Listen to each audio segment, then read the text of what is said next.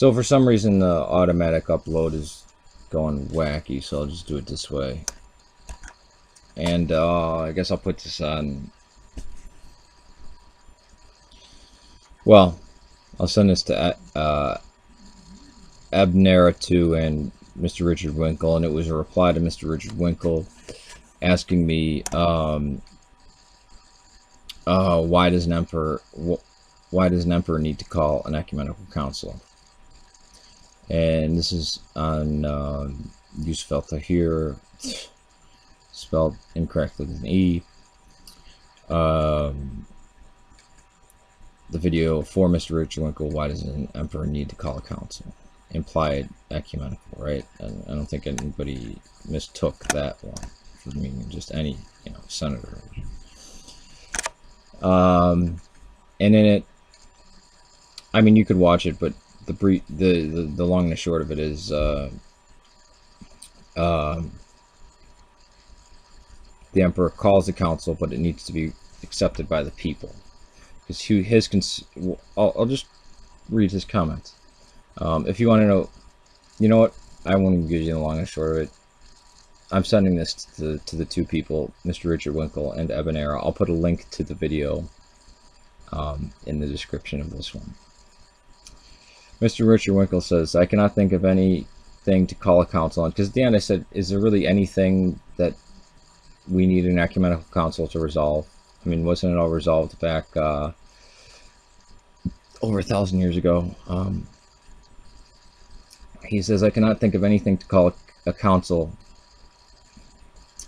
However, I think things could have played out differently if they did not give out the perception of Roman dominance. I think things should have been floated around to different seas, maybe even the East. I wonder if that would have stopped the conflict. Thank you for your video. Please pray for me as well. I asked him to pray for me at the end of the video. The East, you realize that these councils were all held in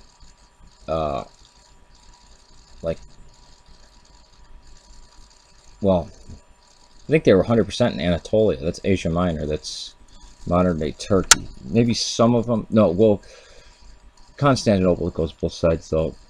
Some in Greece, right? Possibly. But they're right there. So how much further east? Do you mean Antioch or Jerusalem? Because then, as you say, you get to the Persian Empire. As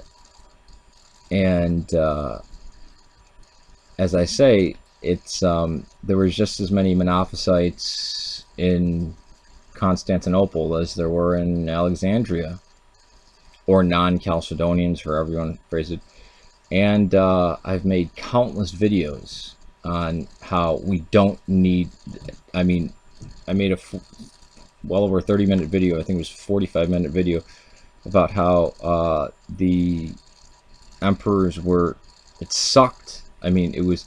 The reason why we look at this as a golden time is because of men like Athanasius of Alexandria that had to actually stand up against, the empire, which after Nicaea endorsed Arianism, and many of the emperors were iconoclasts, and they had their councils called, to condemn icons. And that's why we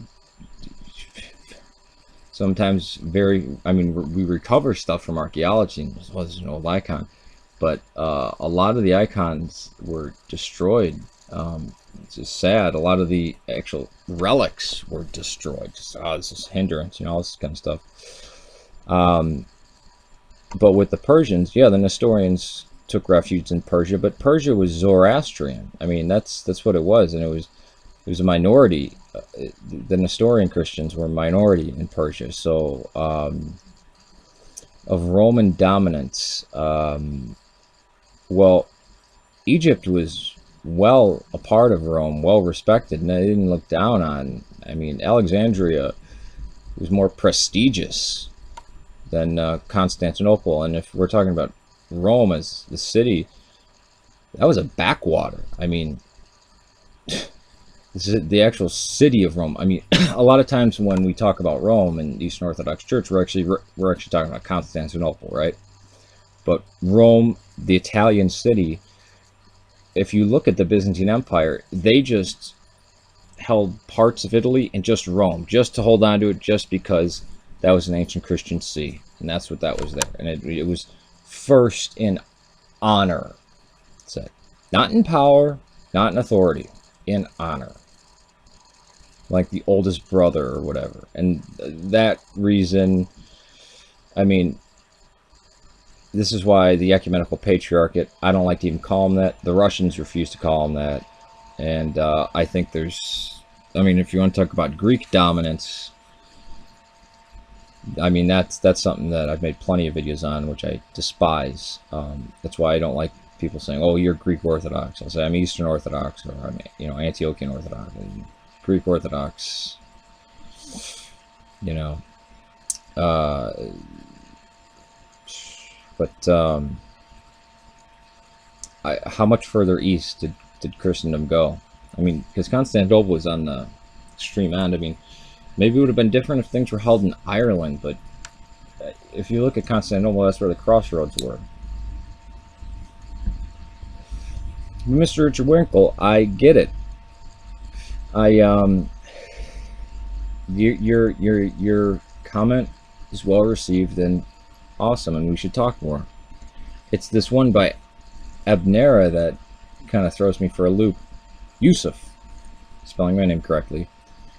And to the question, why does an emperor need to call a council? You replied with a sort of, don't worry, the church has to agree with it. But you must admit that is not the right answer to the question. So, Second Nicaea, that's a valid council, right? Council of Carthage, that's correct. The Council of all the iconoclastic councils, those are correct, right? Council of Orange, right? What if the people reject it? It's rejected. Does every single person have to accept it? I mean, since Arius and Eusebius of Nicomedia rejected Nicaea, does that mean that Nicaea is now thrown out?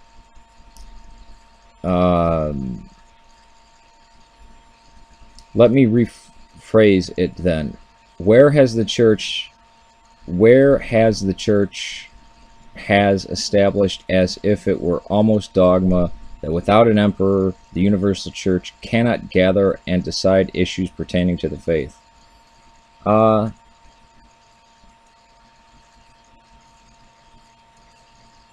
Where's the church established that?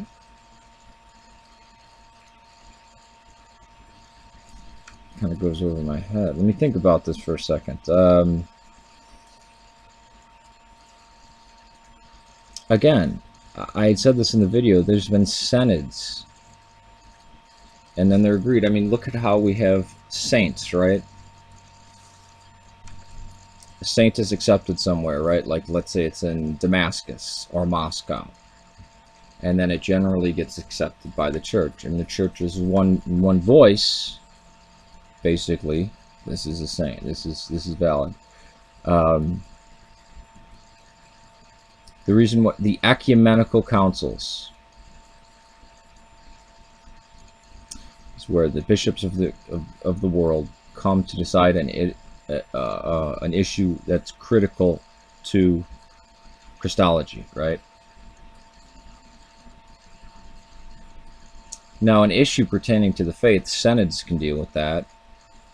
And again, as said in the video, there's stuff like economia. But the ecumenical councils, and this is a great protection against this too, because the Pope of Rome just went on calling what he called ecumenical councils, and they weren't ecumenical because it was only people who agreed with the Pope. I mean, that's like the Jesus seminar. You know, it's like if I said, if I went around and I said, I'm gonna convene this great survey on what the best car is, and I bring people on and say, do you think Chevy's the best car? Yes. Okay, then you can join our group. Do you think Chevy's the best car? No, I think Ford's the best car. Well, then you're outside. Okay, do you think Chevy's the best car? Yeah. Okay, and you get all these people who think Chevy's the best car, and oh, they vote that Chevy's the best car. Wow, that's strange. I mean, that's the Pope. I mean, look at what crazy wackiness went on. So, I mean, reconcile the Council of Trent with the Council of the Second Vatican Council, or some of the strange, weird councils that were called just to deal with some of the most petty crap in the world. So again, without where has the church has established, as if it were almost dogma, that without emperor the universal church cannot gather and decide issues pertaining to the faith?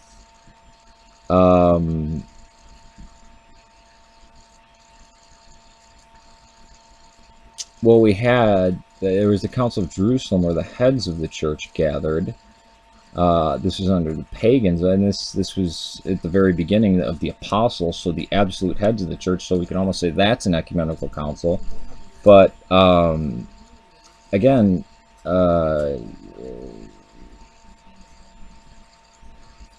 can you again, I'm not quite understanding what you're asking. Where is it dogma or whatever?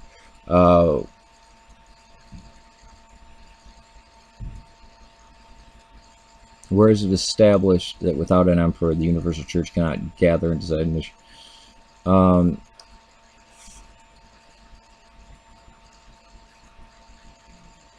That, I mean, there are synods. How many times do I have to say that?